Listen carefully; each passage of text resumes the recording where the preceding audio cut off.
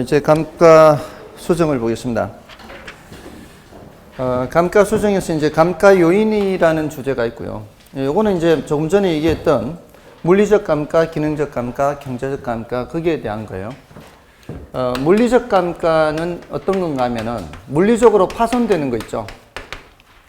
깨지고 마모되고 시간이 흐르면서 녹슬고 또 비가 오면은 이렇게 빗물이 이렇게 내려서 자욱이 생기고 햇빛을 받아서 색깔이 바래고 막 이런 것들.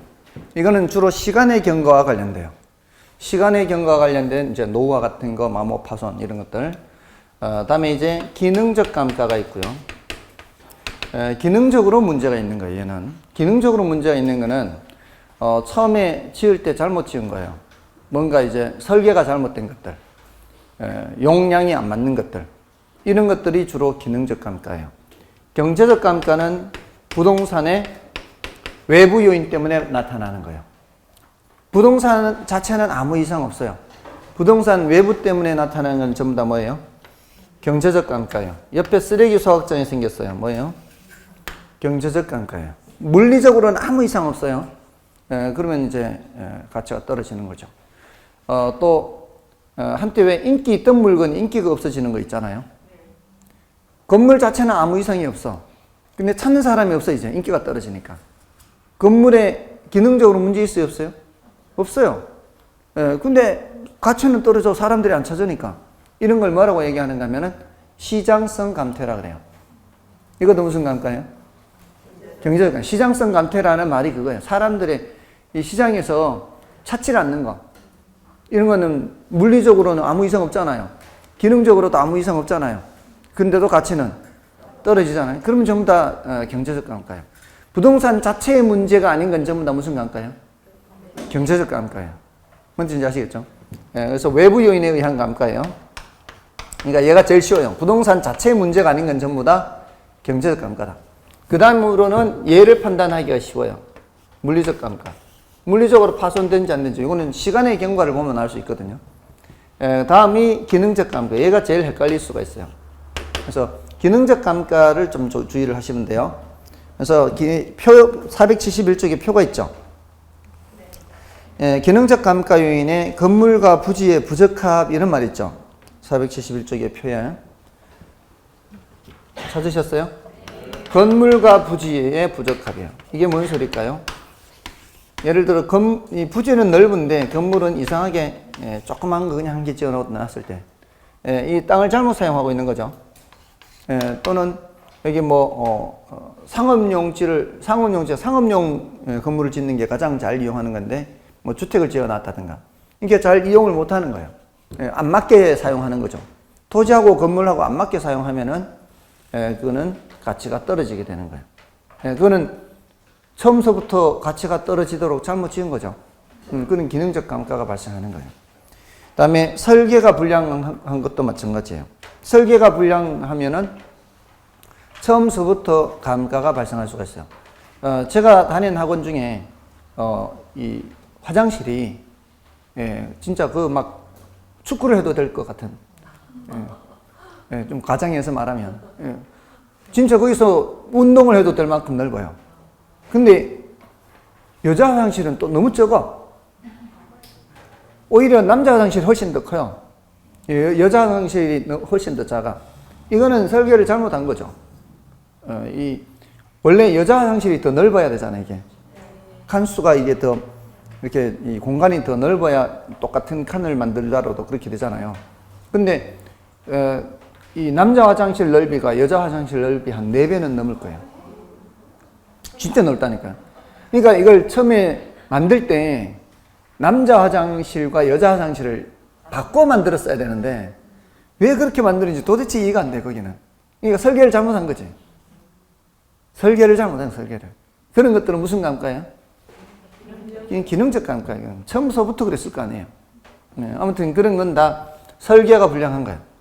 뭔지 아시겠죠? 그 다음에 형식의 구식화. 이것도 이 기능적 감가. 능률의 저하도 마찬가지예요. 비슷해요. 형식의 구식화와 능률의 저하 이게 같은 맥락에서 보면 되는데요. 예를 들어서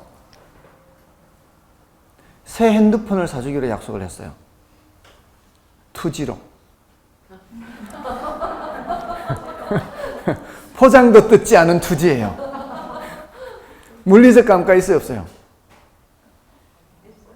물리적 감가 없잖아요. 새 건데. 새 거니까 포장도 뜯지 않았으니까. 예, 근데 그거는 무슨 감가예요? 기능적 감가. 그러면 기능적 감가예요. 예를 들자면 이 도시가스가 들어가는 지역에 기름 보일러를 새로 설치했어. 새 것으로. 새 거니까 물리적 감가 있어요, 없어요? 없잖아요. 근데 그건 무슨 감가라 봐야 돼요? 기능적 감가예요. 예, 근데 시골에 도시가스 안 들어가는 데는 당연히 기름 보일러 들어가는 거죠. 그런 경우에는 기능적 감가가 아니에요. 도시가스가 들어가는데도 불구하고 기름 보일러를 설치하면 그거는 기능적 감가가 되는 거죠. 됐나요? 예, 그거는 형식이 구식인 걸로 한 거예요. 이 동네에. 뭔 뜻인지 아시겠죠? 형식이 구식이라는 건 그거예요.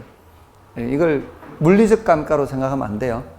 예, 뭐 지금 핸드폰도 마찬가지죠. 지금 뭐 핸드폰 가게에 가면은 이미 몇 년 지난 것도 새로 살 수는 있잖아요. 근데 싸잖아요. 싼 이유가 뭐겠어요? 형식이 구식이니까 다 새로 뜯는 거 아니에요. 물리적 감가 있어요, 없어요? 물리적 감가는 없지만 싼 이유가 뭐예요? 구식이니까, 형식이 구식이니까 가격이 떨어질 수밖에 없는 거죠. 뭔지 아시겠어요? 그런 게 기능적 감가예요. 별로 어렵진 않죠. 요거 구별하는 정도인데요. 이건 뭐 지금 아까 보셨듯이 최근 10년간 언급 안 됐단 말이죠. 자, 아무튼 자, 그런데 이제 그 맨 오른쪽에 보시면은 오른쪽에 왼쪽 근거 원칙과 하자 있잖아요. 근거 원칙은 앞에서 요거는 했어요. 기능적 감가는 균형의 원칙, 경제적 감가는 적합의 원칙, 요거는 했단 말이에요. 근데 그 오른쪽에 치유 가능 및 불가능 이거는 더 하실 분들만 하세요. 이 외부 요인은 치유할 수가 없어요. 옆에 쓰레기 소각장 생겼는데 부동산 입장에서는 어떻게 할 수 없잖아요. 이런 외부 요인은 부동산 입장에서는 다 치유 불가능해요. 어떻게 치유를 할 수가 없어요. 근데 물리적 감가나 기능적 감가는 치유할 수 있는 것도 있고 치유할 수 없는 것도 있고 이렇게 이제 구분된다. 뭐 그 정도예요. 그다음에 이제 감가수정과 감가상각이에요.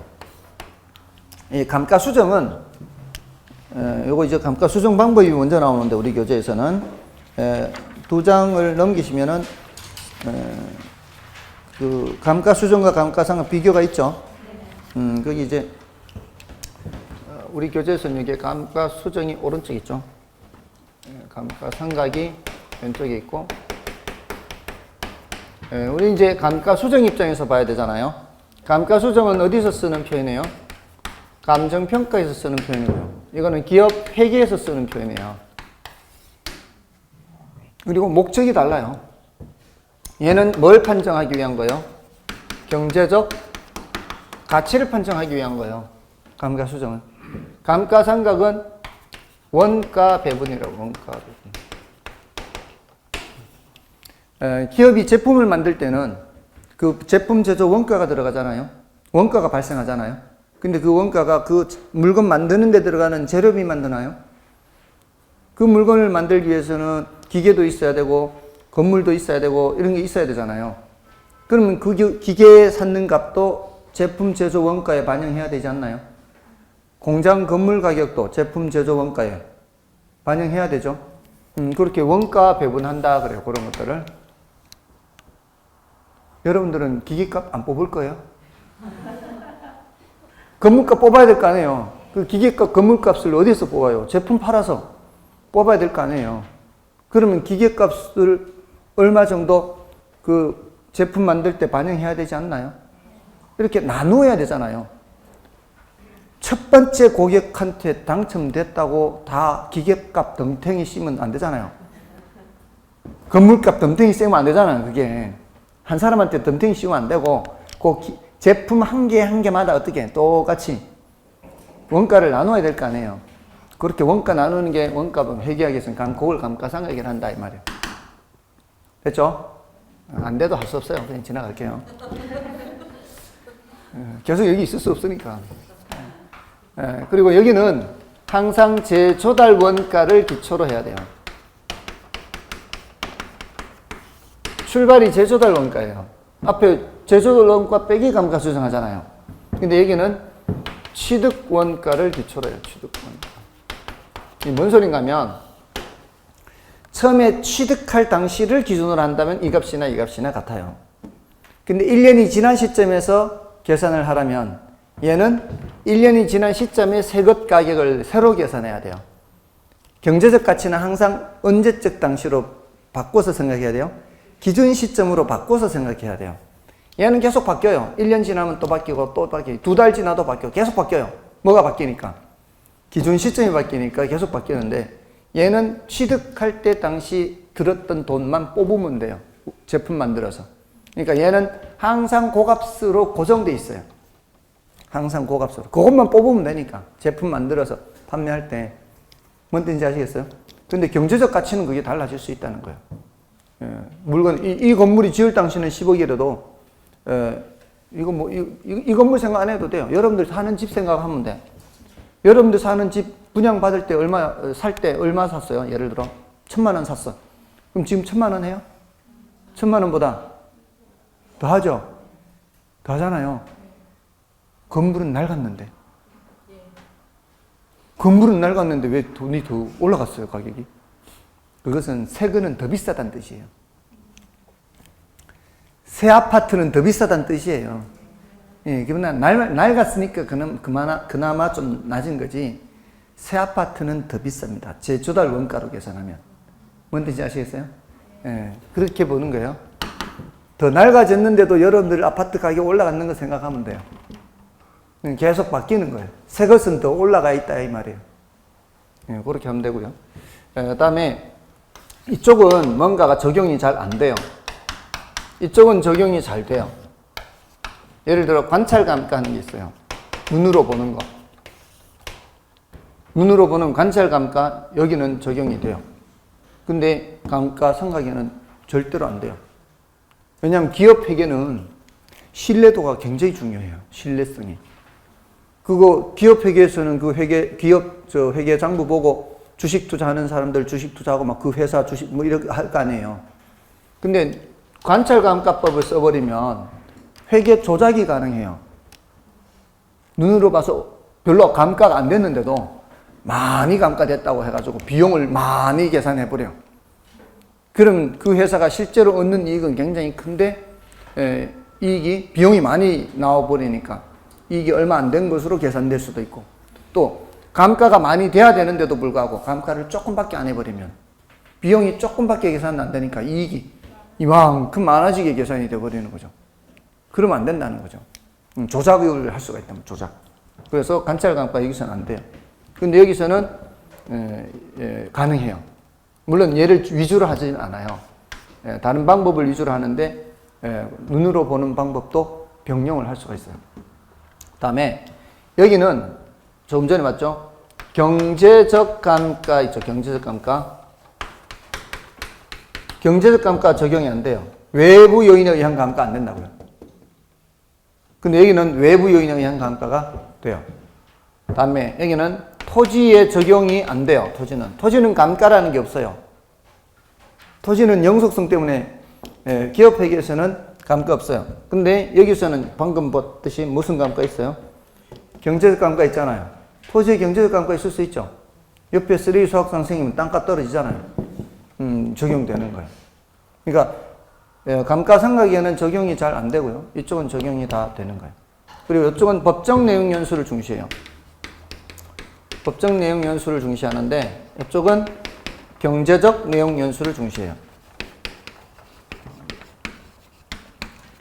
경제적 가치를 판정하기 때문에 그렇습니다. 그렇죠? 비교되나요? 뭔가 적용되는 거는 뭐예요? 적용되는 거는 감가수정. 관찰감가 이런 건 다 돼요. 관찰감가, 경제감가, 토지에도 적용되는데 감가상각에는 적용이 안 된다. 자, 이렇게 비교하시고요. 다음에 이제 감가수정 방법이에요. 이게 이제 제일 중요해요. 이론적으로. 감가수정 방법은 정액법 있고요. 정률법 있고요. 상환기금법 있고, 이게 이제 요 세 가지가 일단 제일 중요합니다. 자, 요거를 내용연수법이라고 그래요. 요거를 내용연수법. 내용연수법이 제일 중요하고요. 그 다음이 조금 전에 나왔던 관찰감가 이런 것들도 적용하기도 해요. 관찰감가법 등 해요, 등. 예, 그 등 하는데 이제 여기에 분해법이라는 게 있고, 시장 추출법이라는 게 있고, 임대료 손실환원법 하는데 사실 이건 뭐 우리는 이런 거 알 필요가 없는 거죠, 사실은. 교재에 있긴 하지만 요 정도까지만 기억해도 훌륭하다고 볼 수 있습니다. 이거 빼고요. 이 정도까지만 해도. 그 중에 제일 중요한 게 이거예요, 이거. 그 중에서도 정액법이에요. 정액법이 제일 중요해요. 그 다음에 이제 정률법, 이렇게. 상환기금법은 마지막으로. 정액법, 자, 이 글자에서 뜻을 유추할 수 있죠. 정액법은 뭐예요? 매년 감가액이 똑같은 거를 정액법 그래요. 매년 감가액이 똑같으니까 이렇게 그래프로 나타내면은 매년 감가액을 나타내는 그래프가 일정하게 이렇게 가겠죠. 그렇지. 이게 무슨 법? 정액법이에요. 정률법은요, 매년 감가율이 똑같아요. 매년 감가율이 예를 들어 20%다 그러면은 20% 매년 20%씩 20%씩 감가돼요. 근데 이걸 오해를 하면 안 되는 게, 재조달 원가가 1억인데 정률이 20%다. 그러면 0.2거든요, 얘가요. 20%면 첫 해 2천만 원, 둘째 2천만 원, 셋째 2천만 원. 이게 아니고 첫 해는 요 1억에 대한 20%예요. 그럼 얼마예요? 2천만 원이잖아요. 그럼 얼마가 남아요? 8천만 원이 남죠? 두 번째 연도는요, 8천만 원에 대한 몇 프로? 8천만 원에 대한 20%. 이렇게 되는데, 이게 이제 똑같긴 한데, 뭐는 자꾸 바뀌는 거예요.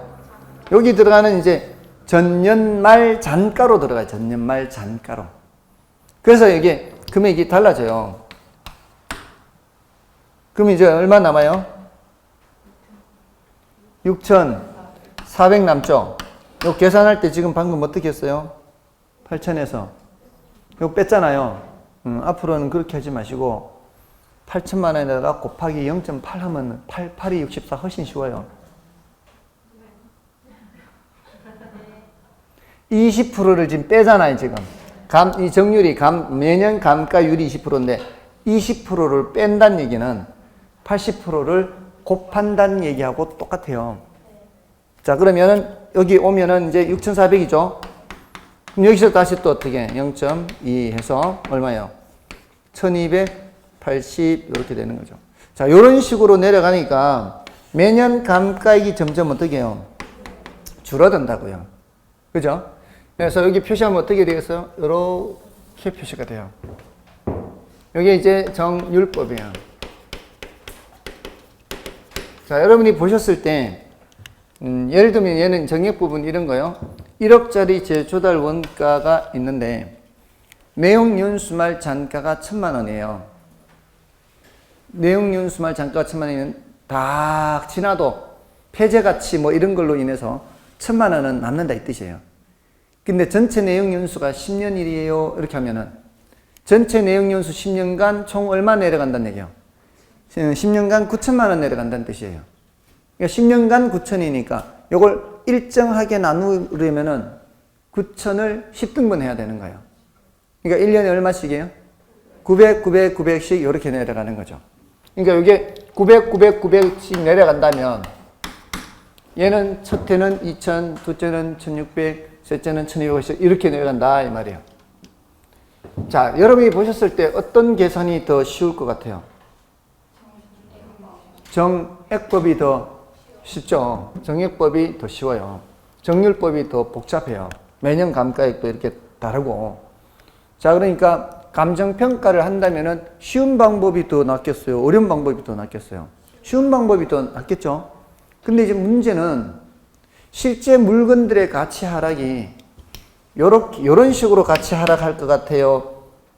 요건 이제 정율법이면 요렇게 이제 1년 후 이게 적산가액이거든요. 2년 후 적산가액이죠. 3년 후면 얼마예요? 4, 8이 32, 6, 8이 51, 5120이죠. 3년 지났는데 거의 반값 됐죠. 실제 가치 하락이 이렇게 될 것 같아요. 아니면은 얘는 지금 900, 900씩 떨어지면은 1년 지나면 얼마예요? 1년 지나면 9,100이에요. 1억짜리가 1년 지날 때마다 900씩 떨어지니까 1억에서부터 밑으로 내려와야 돼요. 항상 제조달 원가에서 내려와야 되니까 1년 지나면 9,100, 2년 지나면 8,200, 3년 지나면 7,300 이렇게 내려와. 이게 정액법이고요. 이게 정율법이에요. 자, 어떤 게 실제 가치 하락하고 비슷해요? 이게 실제 가치 하락하고 비슷하거든요. 자, 그러니까 아무리 이게 쉽다 해도 이렇게 하기가 좀 곤란한 면이 있다는 거죠. 그러니까 주로 어떤 방법을 많이 하는 거예요? 정율법을 많이 해요. 현실적으로. 근데 다행히도 건물이나 구축물 같은 경우에는 정액법을 적용해도 오차가 크지가 않아요. 다행히도. 그러니까 여기는 건물이나 구축물 이런 부동산 쪽으로는 무슨 법을 적용해도 된다. 정액법을 적용해도 큰 문제가 없다 이 말이에요. 근데 일반 동산, 특히 기계류 이런 것들은 이걸로 하면 오차가 크겠죠. 맞나요? 그래서 이렇게 얘네들은 정율법을 적용해요. 그러니까 우리 시험에는 뭐가 많이 나오는 거예요? 정액법이 많이 나와요. 건물을 주로 다루니까. 됐나요? 그래서 시험은 요건 딱 한 번 나왔어요. 요거는 여러 번 나왔고요. 정액법은 여러 번 나왔고. 대부분 정액법이에요. 요거는 한 번밖에 안 나오니까. 그러니까 중요하다는 거예요. 정액법이. 됐나요? 자, 그럼 이거 계산하려면 제일 키 포인트가 뭔가 하면은 매년 감가액을 계산하는 거예요. 매년 감가액. 그 매년 감가액은 총 감가액을 몇 등분 하느냐 이거잖아요. 총 감가액을 몇 등분 하느냐 해서 그게 매년 감가액이 나와요. 네, 그거를 이 공식으로 나타내면 이렇게 돼요. 정액법.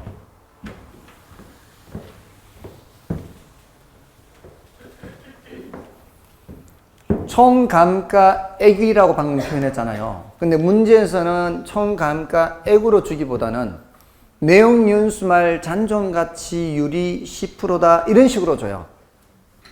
내용연수가 종료될 때도 10%는 남아요 이러면은 총 몇 프로가 떨어진다는 뜻이에요. 90%가 떨어진다는 거죠. 그러니까 그 90%를 몇 등분 해야 되는지를 봐야 돼요. 조금 전에는 제가 1억을 예를 들었으니까 9천만 원을 10등분 이렇게 했잖아요. 근데 전체 총감가율을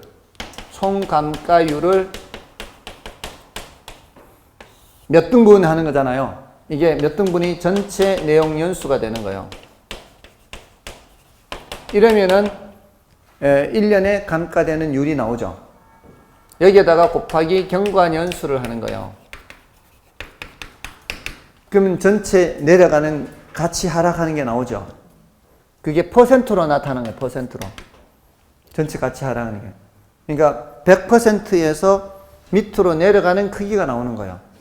그러니까 그 100%에서 빼는 거예요. 100%에서 빼면 되는 거예요. 이렇게. 여기에다가 재조달 원가를 곱하면은 바로 적산가액이 나와요. 그래서 이걸 공식을 외울 때는 이렇게 하면 돼요. 자, 전체 100%에서 빼는데 이게 재조달 원가요. 이렇게 전개해 보세요. 전개하면 얘가 재조달 원가 되잖아요. 재조달 원가에서 얼마를 몇 등분 하면 될까요? 이렇게 하는 거예요. 그래서 몇 년 경과했어요. 이렇게. 경과한 만큼을 빼는 거죠. 거기에다가 뭘 곱한다? 재조달 원가를 곱해요. 아시겠어요?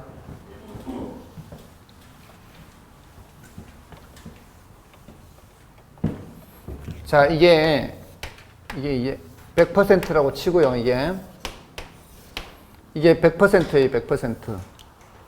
이게 뭐예요? 재조달 원가예요. 근데 내용 연수말 남는 그 잔존 가치율이 10%가 있잖아요. 그러면 총 몇 프로가 떨어진다는 얘기예요? 90%가 떨어진다는 얘기죠. 90%는 0.9하고 같잖아요. 맞잖아요. 이게 내용 연수가 20년이다 그러면 이걸 몇 등분 해야 돼요? 20등분. 0.9를 20등분 해야 된다고요. 이 얼마를에 해당하는 게 뭐예요? 얼마를에 해당하는 게 요거를 얼마를 몇 등분 한다? 전체 내용 연수만큼 몇 등분 한다. 그래서 얘가 2년 지났다. 그러면 여기 곱하기 2 하면 요거 전체 몇 등분 한 것 중에서 20등분 한 것 중에서 두 칸을 1에서 뺀다. 이 재조달 원가에서 뺀다 이 말이에요. 그리고 나서 마지막에 재조달 원가를 곱하면 돼요. 그러니까 얼마를 몇 등분 하느냐 그거 빨리 찾고 몇 년 경과했느냐 그거를 100%에서 뺀다. 재조달 원가 이렇게. 자, 그래서 뒤에 이제 계산 문제를 볼까요? 뒤에 계산 문제를 보면은 자, 8번 문제 보세요. 8번 문제.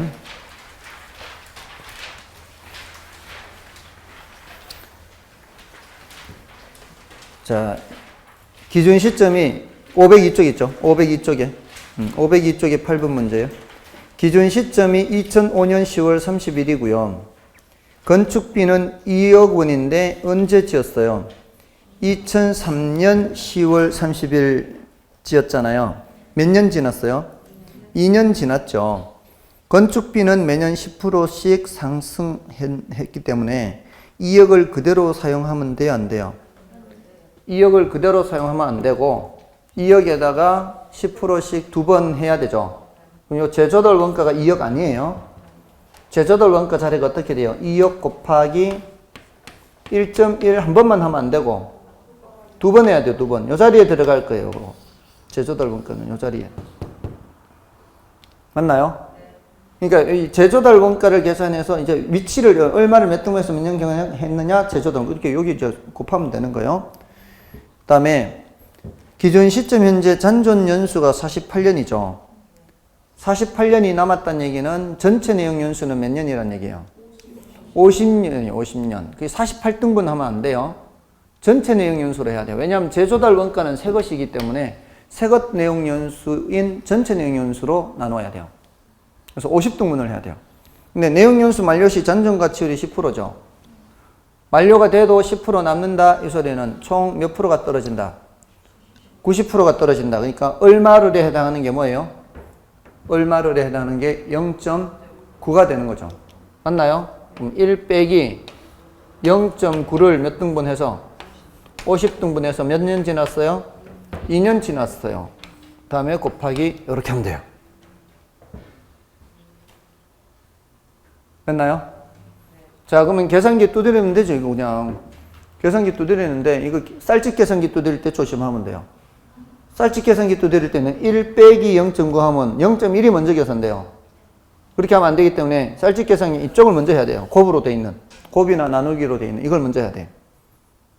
그럼 요거 이제 하면 어떻게 돼요? 요거 0.02죠. 0.02 곱하기 하면 0.04가 나와요. 그러면 1 빼기 0.04 하면은 0.96이 나와요. 0.96. 맞나요? 그럼 0.96에다가 뒤에 이거 곱하면 돼요. 이건 242가 나오죠. 2.42. 1.1의 제곱은 1, 2, 1이니까 2배 하면은 2.42 곱하기 0.96 요거 하면 이제 답이 나오는 거예요. 그러면 끝자리가 2가 나와야 되죠. 그럼 정답은 1번이네. 저 계산기 없어요, 지금? 끝자리만 한 거예요, 끝자리 문제는. 끝자리만 한 거예요, 지금. 2와 6 곱했죠. 끝자리에 뭐가 나와야 돼요? 끝자리가 2가 나와야 되는데 그 끝자리 2인 거는 한 개밖에 없잖아요. 1번이네, 1번.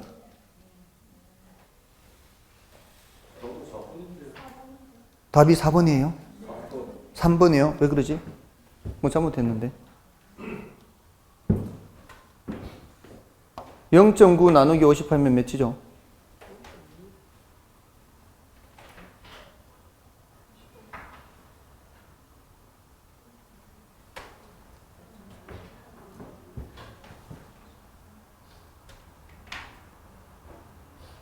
(0.9를) 50등분 하는 거 맞죠? 0.9 나누기 50 하면 몇이 나와요? 0.0이 맞죠? 아, 0.018이에요. 아, 제가 어디가 잘못했네. 아, 여기 0.018이에요. 아, 그래서 제가 잡았네. 0.02가 아니고.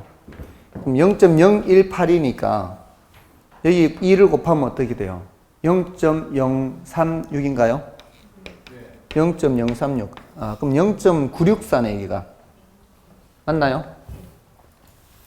0.036이니까, 아, 0.964 맞나요? 964, 964네. 예, 그러면 428이 끝자리가 8 돼야 되네. 예, 끝자리가 8 돼. 끝자리 8, 여기도 두 개네. 3번, 5번. 그죠? 아무튼 정답은 3번이죠. 계산기 이렇게 두드리면 돼요. 그러니까 쌀집 계산기만 조심하면 돼요. 쌀집 계산기는 이걸 먼저 하면 안 되고 여기를 먼저 해서 빼서 곱해야 되는 거예요. 근데 그 일반 공학용 계산기는 순서대로 하면 되죠. 1 빼기 0.9 나누기 50 곱하기 2. 괄호 이렇게 디스플레이 있잖아요. 괄호 그 버튼 있잖아요. 그럼 누르고 이제 2 곱하기 1.1의 제곱 이렇게. 됐나요? 자, 그럼 그 앞에 문제를 풀어볼까요? 6번. 감가수정액만 묻는 거. 자, 지금 우리 아까 제조달 원가 계산하는 거 문제 풀어봤죠? 제조달 원가 계산하는 거 문제 풀어봤잖아요. 아까 직접 공사비, 간접 공사비 이윤해서 시점 수정해서 했는 거. 조금 전에 뭘 풀었어요? 적산가액 계산하는 거 풀었죠? 네, 요렇게. 근데 요거 감가수정액 계산하는 거요. 문제를 잘 봐야 돼요. 6번을 보면은. 거기는 감가수정액을 묻죠. 예? 감가수정액을 묻는데 적산가액 계산하면 안 될 거 아니에요. 감가수정액을 물으면은 감가수정액을 대답해야 되는데 적산가액 대답하면 안 돼요. 이 공식은 뭐 계산하는 공식이에요? 적산가액 계산하는 거예요. 그럼 감가수정액 계산은 이것만 하라는 얘기예요. 이것만. 감가수정액은 이것만 계산하라는 얘기예요. 뒤에 것만 계산해. 이게 제조달 원가에서 뺀 금액 계산하지 말고 빼야 되는 금액만 계산하라 이 말이에요. 아시겠어요? 빼야 되는 금액은 요 뒷부분이 뒷부분. 뒷부분은 자, 이제 2009년 6월 30일이고요. 준공 시점이 기준 시점은 2014년 6월 30일이에요. 그러면은 몇 년 지났어요? 일단 5년 지났고요. 다음에 기준 시점 제조달 원가 2억이죠. 이 문제는 친절하게도 뭐를 알려줬어요? 이걸 알려줬죠? 2억을. 조금 전에 앞 문제에서는 준공 당시 금액을 알려주고 2년 전 준공 당시를 알려주고 1년에 10%씩 가격이 올랐다 그랬잖아요. 건축비 상승률이. 근데 이 문제는 아예 뭐를 알려줬어요? 제조달 원가를 알려줬으니까 이 문제는 땡큐예요. 땡큐. 이걸 수정을 할 필요가 없으니까. 뭔지 아시겠어? 항상 우린 제조달 원가가 필요한 거예요. 자, 그 다음에 얼마를 몇 등분해서 몇 년 지났는지를 봐야 될 거 아니에요. 공식을 외운다면 얼마를 몇 등분, 얼마를 몇 등분 해야 돼요? 할 때 제일 먼저 파악해야 되는 게 내용연수 만료시 얼마 남는지를 보면은 얼마를 몇 등분 해야 되는지 알 수 있죠. 내용연수 만료시 얼마 남아요? 10% 남죠. 그러면 0.9를 한 것도 0.9를 0.9를 몇 등분 해요? 50등분. 몇 년 지나요? 5년 지나죠. 곱하기 2, 그럼 2억 끝나네. 여기서는 이거 미리 약분하면 되죠. 5 약분하면 여기가 10이 될 거 아니에요. 10분의 0.9는 0.09죠. 10분의 0.9는 0.9를 10등분 하니까 소수점이 한 개 밀릴 거 아니에요. 그럼 0.09 곱하기 2억 하는 거 아니에요? 0.09 곱하기 2억. 그럼 92, 0.18 이렇게 될 거 아니에요. 맞나요? 이런 거 자꾸 훈련해야 돼요. 이 연습을 자꾸 해야 돼요. 이게 어려운 거 아닌데 여러분들이 지금 워낙 한지 오래돼가지고 익숙지 않은 것 뿐이에요. 안 되겠다. 오늘 남겨가지고 이거 계산하는 거 이거 훈련 시켜야 되겠다. 이거 초등학생 하는 거 아니에요. 이거 초등학생 하는 건데 뭐 어려워 이게. 집에 애들한테 다 일러야 되겠다. 학원 나가지고 이런 거 계산 못 한다고. 단위가 억이니까 뭐 여기 억 단위면은 1000만 단위, 100만 단위, 1800만 원 이렇게 된다고요. 그렇습니까? 근데 이 문제를 적산가액 묻는 문제로 착각을 해버리면 어떻게 돼요? 이게 1 빼기를 해버리겠지. 그죠? 1 빼기를 이렇게 될 거 아니에요, 이렇게. 근데 여기가 0.09잖아요. 0.09니까 1 빼기 0.09 해버리면은 0.91이 되겠죠. 0.91에다가 2를 곱해버리면은 1.82 이렇게 될 거 아니에요.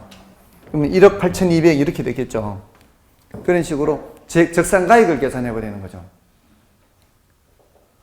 그죠? 네. 착각하면은 감가수정액을 계산해야 되는데 이 공식 전부 다를 이용해서 적산가액을 구해버리면은 1억 8,200이 나올 거다 이 말이에요.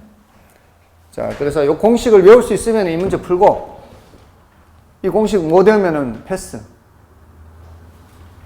됐나요? 얼마를 몇 등분 몇 년경과. 자, 됐습니다. 자, 그럼 계산도 됐고요. 자, 근데 이제 여기 이제 이론으로 보면 이제 정률법은 오히려 출제되면 더 쉬워요. 정률법은 출제되면 더 쉬워요. 정예법 계산했잖아요, 지금. 저 공식은 무슨 공식이에요? 정액법 공식.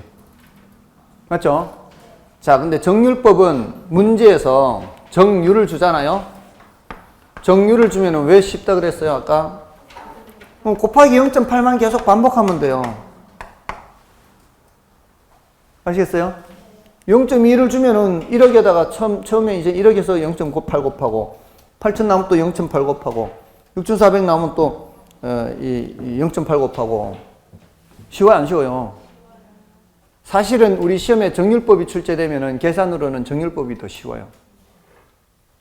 근데 요 정률을 주면 우리는 뭘 생각해야 되는가 하면은 정률을 생각하지 말고 남는 숫자 0.8을 생각해야 돼요. 0.8. 그걸 뭐라고 얘기하는가 하면 그 용어를 좀 알아두세요. 전년 대비 잔가율 그래요. 전년 대비 잔가율. 전년 대비 잔가율이 여기 몇이에요? 0.8 요걸 생각해야 된다고. 그래서 문제에서 정률을 주면은 나는 뭘 생각해야 된다? 전년 대비 잔가율을 생각해요. 그러면 그 0.8을 계속해서 반복해서 곱하면 돼요. 제조달원가에다가. 쉬워요? 어려워요? 쉬워요, 이거. 그래서 그거는, 다시, 503쪽에 9번 문제 가보세요. 503쪽에 9번 문제를 보시면은, 원가법에 의한 공장 건물 적산가액이겠죠. 신축 공사비가 8,000이고요. 준공 시점이 2015년 9월 30일이고, 기준 시점이 2017년 9월 30일, 2년 지났죠. 자, 이러면은 제조달 원가를 내가 새로 계산해야 된다는 뜻이에요. 2년 지났으니까. 네, 건축비 지수로 줬죠. 그의 준공 당시가 100이고 지금 125로 나왔죠. 기준 시점. 여기도 125 이런 숫자 나왔죠. 네, 이런 숫자 자주 나온다고요. 그럼 100분의 125 이렇게 한다고요. 그래야 뭐가 나와요? 제조달 원가가 나올 거 아니에요. 준공 당시 얼마였는데? 준공 당시 8,000이었는데 준공 당시 8,000이었는데 그 당시 지수가 100이고 기준 시점 지수가 125죠. 그럼 1.25죠. 1.25. 100분의 125 1.25잖아요. 또 여기 8이 있잖아요. 8하고 이거하고 또 곱하기 하면은 1만 만이 된다. 1만 만. 1억이다. 1억. 그러니까 이런 숫자 자주 나온다니까요. 이게 8과 125, 1.25 이렇게. 자, 그럼 재조달 원가가 1억인데 그 밑에 자료가 또 뭐가 있어요? 전년 대비 잔가율이라고 문제에서 줬죠. 여기는 친절하게도 그냥 전년 대비 잔가율을 문제에서 그냥 다 알려줬어요. 내가 따로 전년 대비 잔가율을 계산할 필요 없이. 그 전년 대비 잔가율 70%씩 남는다는 얘기 아니에요. 그러면서 정률법 적용하라고 했죠. 몇 년 지났어요? 2년 지났으니까 이거 곱하기 0.7 몇 번 하란 얘기예요? 2번 하란 얘기예요. 그럼 7, 7이 49, 4,900. 이런 걸 안 풀고 지나간단 말이잖아요. 계산 문제라고. 그죠? 그러니까 정률법은 아주 간단해요. 근데 또 출제될 가능성은 좀 낮아요. 최근에 나왔기 때문에. 28회. 그럼 이제 이게 나올 가능성이 더 많은 거죠. 계산 문제로 나온다. 그러니까 얼마를 몇 등분 몇 년경과 이렇게. 됐습니까? 얼마를 계산하려면은 뭘 빨리 봐야 된다? 그러니까 그걸 자꾸 훈련을 해야 돼요. 이걸 외웠는데 얼마를 몇 등분해서 몇 년경과 있는지 본다. 근데 얼마를 계산하려면 뭘 봐야 돼요? 잔가율을 봐야 돼요. 그게 훈련이 돼 있어야 된다고. 잔가율을 봐야 돼요. 잔가율. 잔가율이 10%면 여기가 몇 프로가 되는 거예요? 90%. 그게 훈련이 되어 있어야 돼, 머릿속으로. 이게 푸는 것도 푸는 거지만 머릿속에 매뉴얼이 되어 있어야 돼. 이건 어떻게 하지? 잔가율 빨리 본다. 이렇게.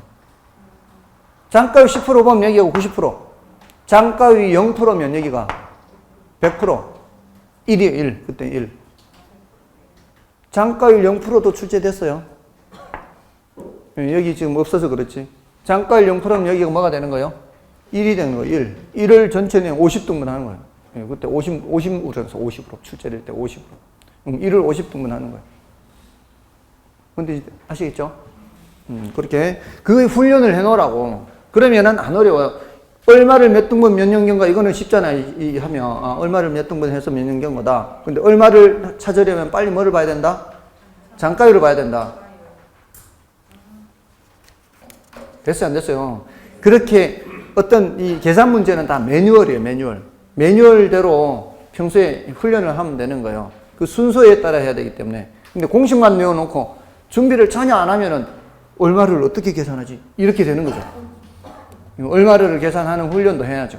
그러려면은 빨리 잔가율을 본다. 이걸 자꾸 연습을 해야 되죠. 그게 계산 문제 푸는 요령이에요. 계산 문제는 전부 다 매뉴얼이에요. 자, 그럼 됐고요. 자, 다 됐어요. 정액법, 계산 문제 다 됐고.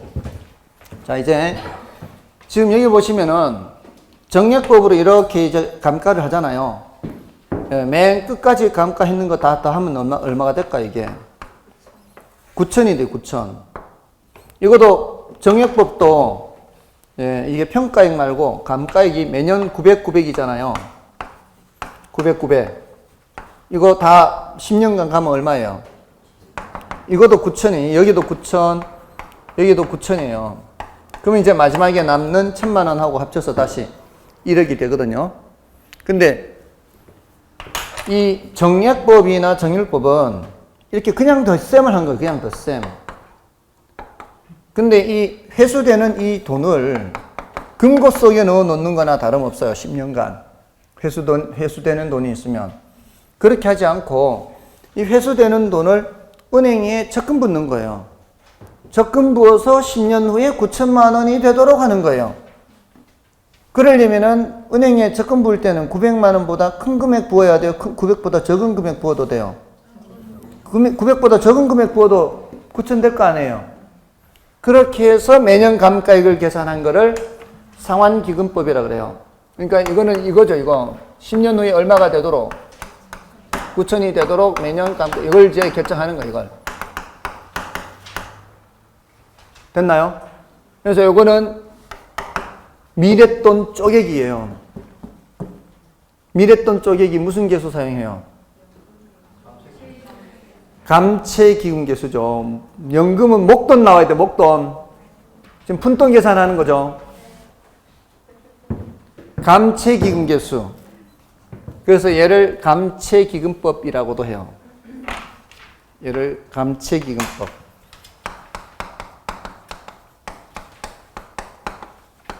이 상환기금법이나 감채기금법은 같은 말입니다. 빚을 상환한다 이 말이에요. 이게 상환이. 감채가 뭐예요? 채무를 감소시킨다 이 말이에요. 빚을 상환한다 이 말이나 채무를 감소시킨다 이 말이나 같은 말인 거예요. 그죠? 그래서 요거는 금액이 요렇게 낮아요. 요렇게 감채기금법. 감채기금법은 좀 낮습니다.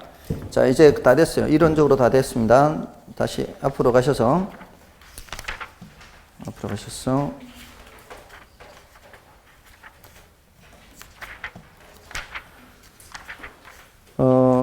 감가수정에서 이제 감가 요인 됐고요. 감가수정 방법에 감가수정 방법 이제 여러분이 읽어보시면 되겠고요. 475쪽 72쪽에 내용연수법 정액법에서 매년 감가액에서 공식 있죠.